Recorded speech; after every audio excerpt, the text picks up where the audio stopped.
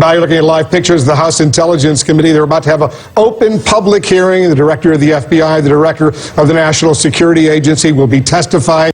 Also, in just a couple of hours, Judge Neil Gorsuch will be in the hot seat, also up on Capitol Hill. A confirmation hearing for the president's Supreme Court nominee is set to begin. Gorsuch will testify in front of senators who are looking to pin the Senate Judiciary Committee hearing room. Sunlen, set the scene for us. Well, today's such an important day, Wolf, for Neil Gorsuch, Trump's nominee for Supreme Court Justice. We are outside the Senate Judiciary Committee, where in just a few hours, his confirmation hearing will start, likely just day one of a 4-day process. But the key thing to watch out for today, Democrats on the committee, in their opening statements, expect them to give a preview of what line of attack, what line of questioning they will bring to this confirmation process. And a lot of them have already signaled that they do intend to turn this into something of a referendum on President Trump, not only talk about Gorsuch's judicial philosophy, his constitutional philosophy, but get into some of the more controversial aspects of President Trump, his so-called travel ban, his likely to discuss Gorsuch's willingness to stand up to President Trump. So all those things likely to be hit by Democrats.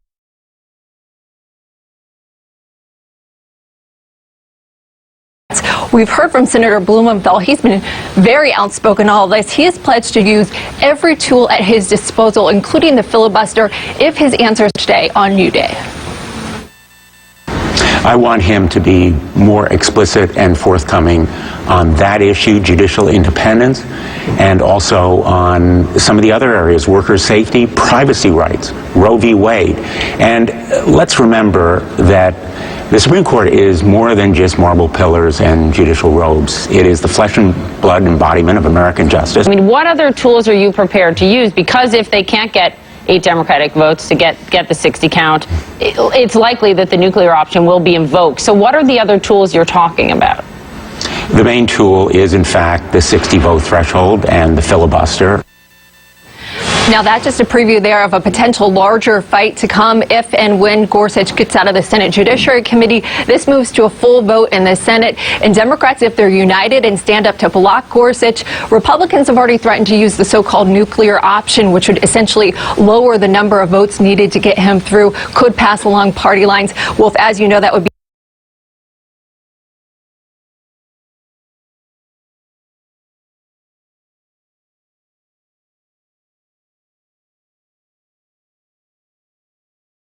Gorsuch's nomination. Wolf. All right, Sunlen, we'll have live coverage of that Judiciary Committee hearing as well. You know, Jake, it's not just one issue. The House Intelligence Committee hearing, the Senate Judiciary leadership has the votes to pass that repeal and replace bill. But let's focus on Gorsuch right now and bring back our panel along with senior political commentator and former senator from the great Commonwealth of Pennsylvania, Rick Santorum, CNN political commentator and former press secretary Hillary for America, and former Justice Department spokesman Brian Fallon, and also with us, of course, CNN senior legal analyst Jeffrey Toobin. And Jeffrey, let me start with you. We're going to hear a lot about the rulings that Judge Gorsuch has done, but I suspect we're also going to hear a lot about his time in the Bush Justice Department, especially when it comes to presidential powers and it comes to extraordinary rendition and torture. And also we're going to hear about his time as a professor and whether he ever said or did anything in his life as a professor that might set off alarm bells as well. And you're going to hear a lot from the senators, and you're not going to hear a lot from Judge Gorsuch.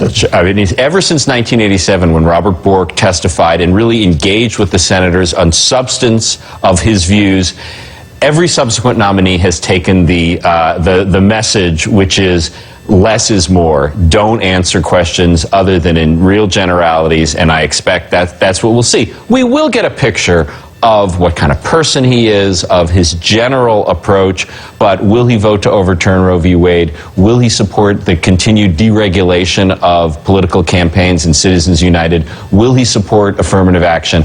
We're not going to get those answers for sure. We can have a pretty good idea of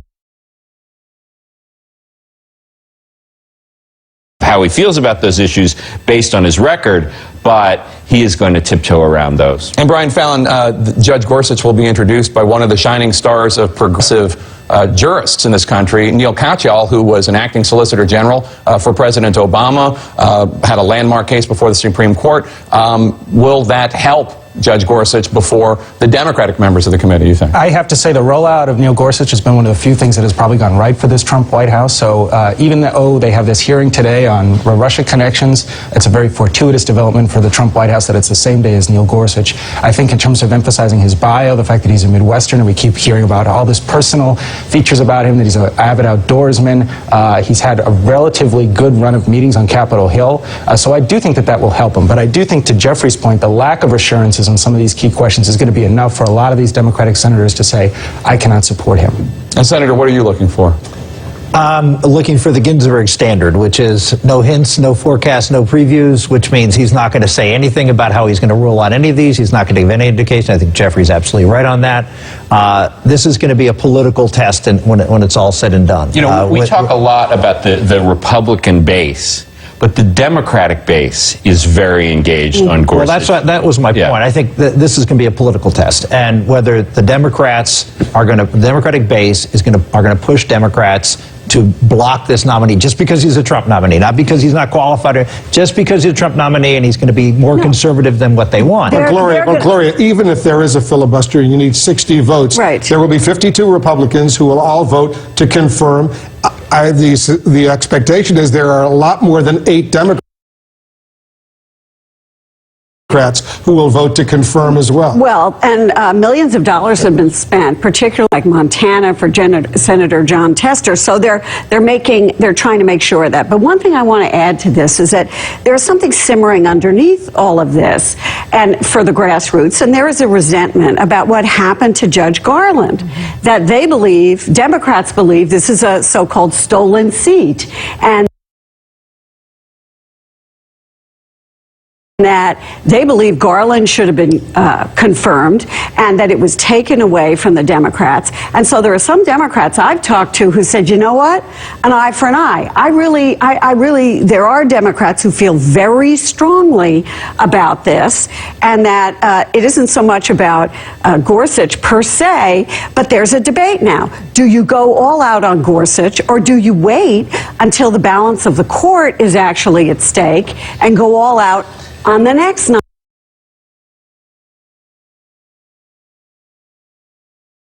nominee, if there is one? And of course, there's presidential politics at play here, John. The idea that, said that his vote to filibuster, essentially, Judge Alito, was a vote that he regretted.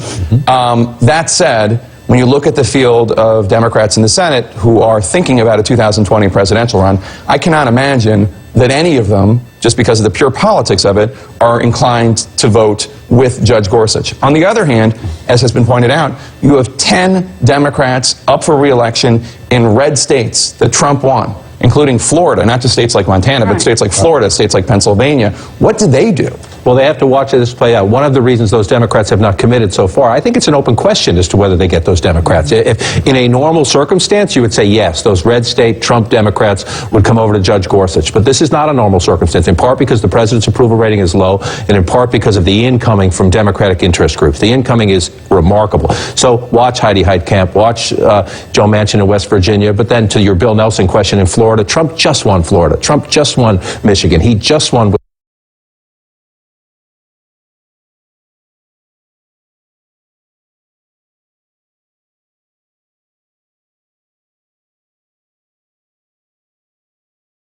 Wisconsin. So when you watch those senators, they're 1-point races. They have a little bit more leeway. But I think it's a fascinating question. To your 2020 question, Elizabeth Warren has an op-ed in the Boston Scalia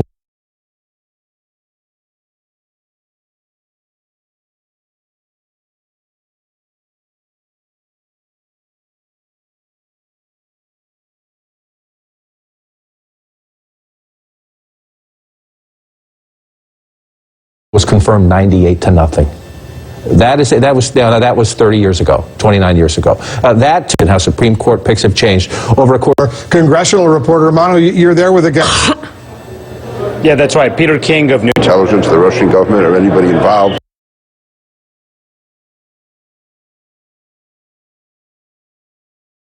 With the Russian operation, also the leaks, which go beyond just palace intrigue or White House maneuvering, which goes on all the time. I'm talking like of his looking at the whole Russian operation, or the government looking at the operation, how the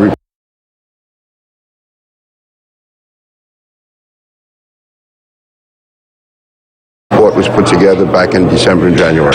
What you've seen so far, is there anything to indicate that there was any collusion whatsoever between Trump campaign officials? But from everything I've seen and looked into and people I've spoken to, there's no evidence at all whatsoever of that. What about the fact that some Trump associates did have conversations with Russian officials? Roger Stone, for instance, having communications with Guccifer II, known as a hacker to American intelligence.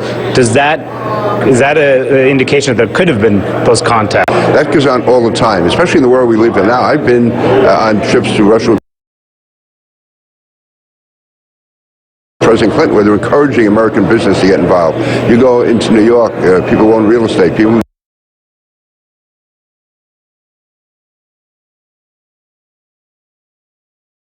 There is a tremendous amount of business and cooperation, discussion between Russians and Americans all the time. And it was known, for instance, that Paul Manafort, who was the campaign chairman, he did business in Ukraine. I've seen no evidence at all. Do you want Roger Stone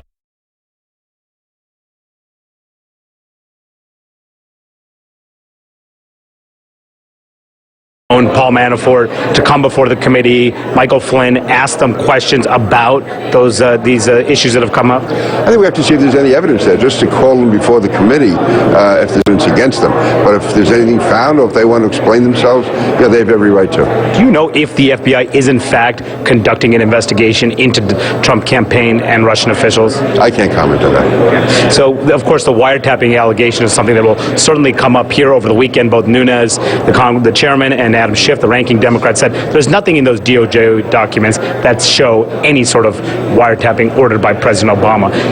Do you want the White House to drop this altogether? Is it time for them to move on? Well, I wish the issue hadn't been raised, because quite frankly, this hearing would have been going ahead anyway this week or next week, and we would have been focusing on the extent of Russian influence in the election, which is a real issue, and both parties should be interested in that. Instead, we sort of being sidetracked somewhat. Listen, I think there was something there, in the extent that there could have been information that worked its way to the media, worked its way to Democrats that came from either investigations or surveillance or whatever, but to overshoot it by saying that President Obama intentionally did it, I see no evidence. So what should the White House do now? Should they completely walk it back? Should the President of the United States apologize to his predecessor? I want to get through today's hearing first. I'm not going to tell the President what to do, but I wouldn't have said it in the first place. And you've seen anything in those documents to suggest there was any wiretapping, or if President Trump's communications were picked up in any way? I'll rely on Chairman Nunes. He's seen nothing. He has access to more than the rest of us do. If he's seen nothing, I'll go with Devin. But just to put a button on this, do you want the White House to drop this wiretapping allegation altogether? Listen, I would just as soon drop it. We have enough significant issues to discuss, and to me, enough questions about what happened in the Justice Department and or the intelligence community that raise issues about whether or not classified information was leaked in properly.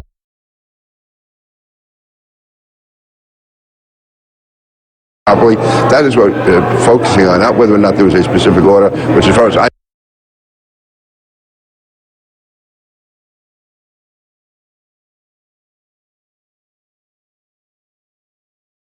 know, there was none. Okay. All right. I know you're a busy day. Thank you so much for talking to us. Appreciate it. All right. Wolf and Jake, back to you. All right, Mano, thanks very much. Soon the FBI Director James Comey will finally testify on President Trump's unfounded claim that President Obama ordered a wiretap on Trump Tower. This is Choose to go, to indulge your curiosity, to see where it takes you. Meet the leaders who change the game. No matter where you are, no matter what the currency, when you run the numbers, they may surprise you. Stay your course. You're on the path to success. CNN Money.